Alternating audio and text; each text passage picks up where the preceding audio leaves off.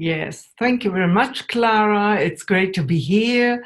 And I think it's wonderful also. It's an honor for me to continue now to present my thoughts and the ideas of the group I'm working with after Inge Paus, because what we are doing is exactly looking after the influence of AI on our community, on the impacts in the economic sense that AI has taken. But before you have asked me to say a word on the center and the ecotech gender research areas, I think it's very important to understand what we are doing. There is a history of 2,600 years of women philosophers. It's incredible, and you have never heard about. And this gives you an image what the world is made about, and this cultural background you're living in, how is it presented wrongly to you? So I cannot otherwise than insist that this is really a huge problem to our cultural life of today. And so the people think that this reconstruction of the history of women philosophers might not have to do anything with the up-to-date topics as there is technology and economics. This is absolutely not true. So next year we host a conference founded by the German BFG, which is exactly on that topic, that is defining the future, rethinking the past. So if you always are based on a very bad report, a wrong report on the past and on history, you will never go into the future. And this is also something I would like to give to the big enterprises working and researching. How should one do? So I could speak about that each research must be wrong, which is based on wrong data on history. And this is why we are doing that. And okay, but my talk will show you now how we bring together these problems and topics of technology and economic growth from a gender perspective. Even I have changed the title a little bit. I'm talking about how we come from quantitative growth to qualitative growth. This is, of course, perhaps a bit scientific and very up in the air and universitarian, but I hope that some ideas might give you some insights. So I'm starting with the problem and what we are facing today, that AI did not lead into the economic growth as it was expected. I say something on that. I focus on the neoclassic economics and ask why it refutes to talk about value demand issues. Thirdly, I speak about AI-driven economics, and I will ask if AI-driven economics can change this attitude from a quantitative to a qualitative perspective. So my talk is only about 10 minutes, so it's not too long. So first, the topic on the problem of growth expectations. Against all expectations, AI did not lead to economic growth to the extent as it was expected.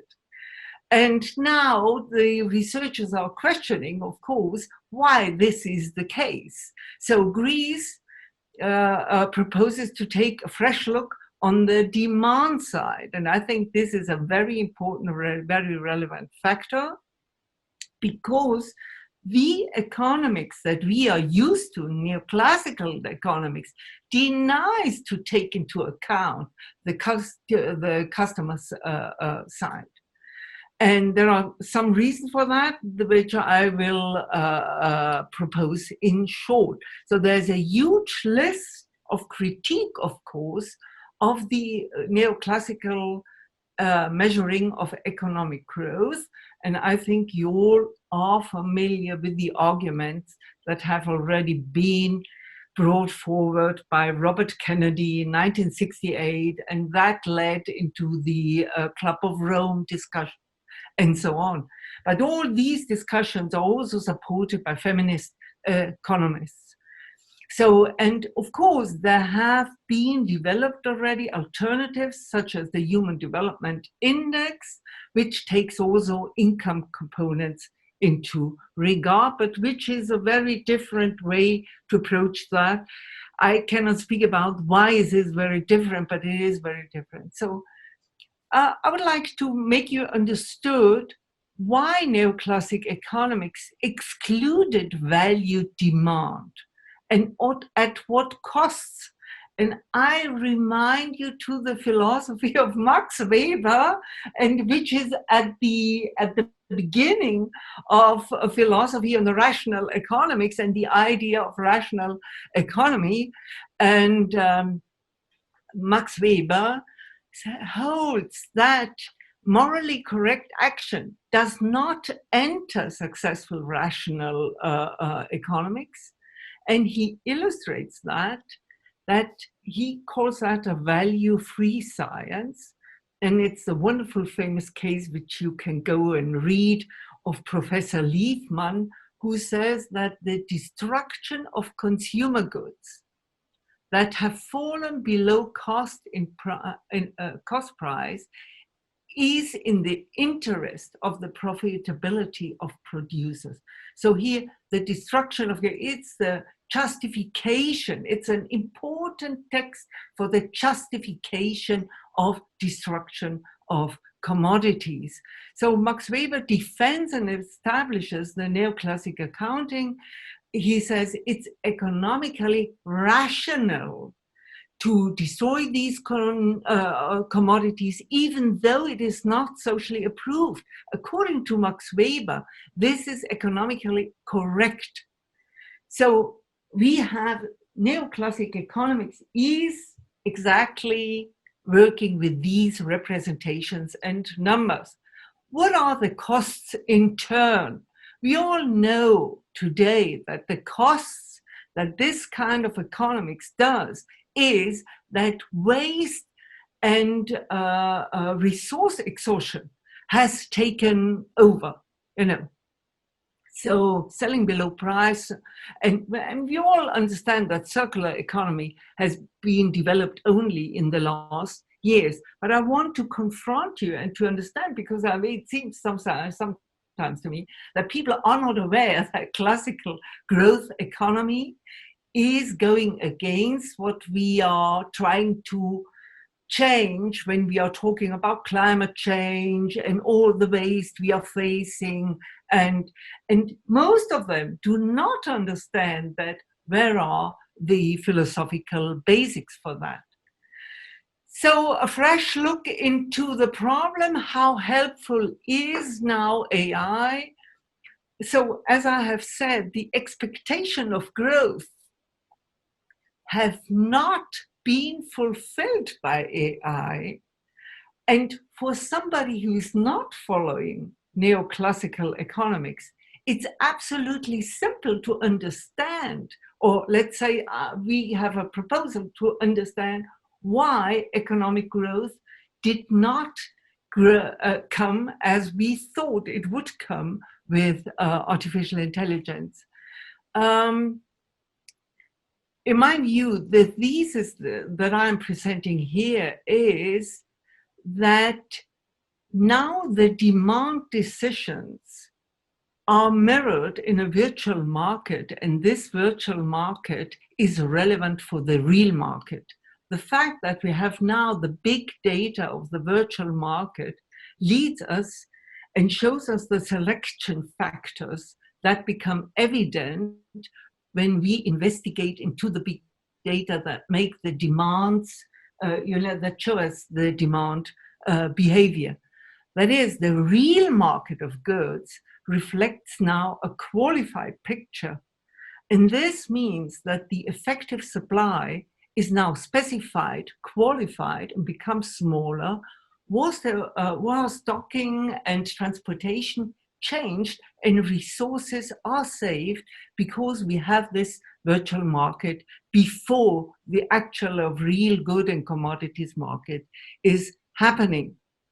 So I'm talking about a selective demand function that allows to do this. AI, thus, I'm holding, can support the shift from the quantitative to the qualitative economics, as it allows us to count these market activities in a more comprehensive way, namely as a relation of this consumption and even of consumption averse habitudes and the finally proceeded consumption. So we get an array of data and numbers and functions that relate to each other. And this array of the selective demand function, this allows us finally to have a qualified market selection that is aware of gender aspects, of many of caring aspects. And I think it gives us many new opportunities to understand the market. So AI supports the production. This is what I'm holding with my thesis, of useful products that have been found out from the virtual market to be good, following a pre-selection that takes place in this virtual market. And the consequence is that AI, finally we can say and we can hold that AI supports to have a more specific and satisfying choice behavior, finally.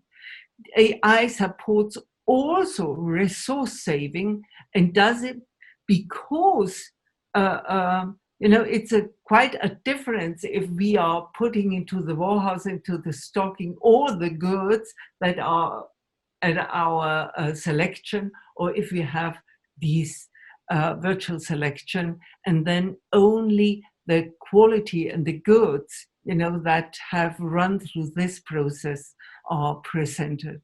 So the problem, however, is, and I think this has been pointed to also by Inge Pauls before, the problem is, and also before, that now we need the governments in order to secure the quality and the stability of this quality development of the free virtual market.